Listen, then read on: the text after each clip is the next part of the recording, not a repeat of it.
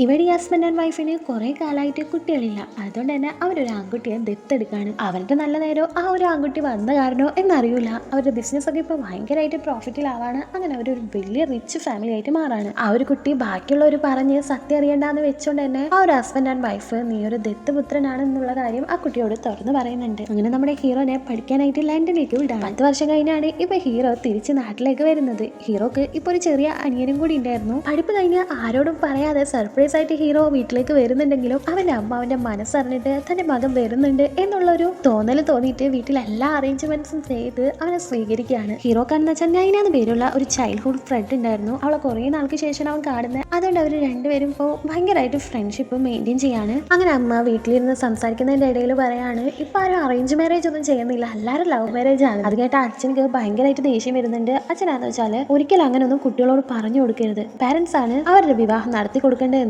അച്ഛൻ പറയുന്നുണ്ട്. ഇപ്പോഴാണ് നമ്മളെ ഹീറോയിനെ കാണിക്കുന്നത് അഞ്ജലി. അഞ്ജലി എന്ന് വെച്ചാൽ ഭയങ്കര ജോളി ടൈപ്പ് ആയിരുന്നു. അവള് ഒരു പ്രാവശ്യം ഒന്ന് വർത്താനം പറയാൻ വേണ്ടി വായ തുറന്നിട്ടുണ്ടെങ്കിൽ പിന്നെ അടക്കേയില്ല. എല്ലാവരോടും അത്രക്ക് കമ്പനിയായിരുന്നു. ഹീറോയുടെ വീട്ടിൽ ജോലി ചെയ്യുന്ന ആ ഒരു സ്ത്രീയുടെ വീട് അഞ്ജലിയുടെ വീടിന്റെ അടുത്തായിരുന്നു. ഒരു ദിവസം ഈ ഒരു വേലക്കാരിക്ക് അസുഖാണെന്നും പറഞ്ഞ് ലീവ് എടുക്കാണ്. അപ്പൊ ഹീറോന്റെ അമ്മ ആണെന്ന് വെച്ചാൽ ഒരു മരുന്ന് കൊണ്ട് കൊടുക്കാൻ പറഞ്ഞിട്ട് ഈ ഒരു വേലക്കാരിയുടെ വീട്ടിലേക്ക് വിടുന്നുണ്ട്.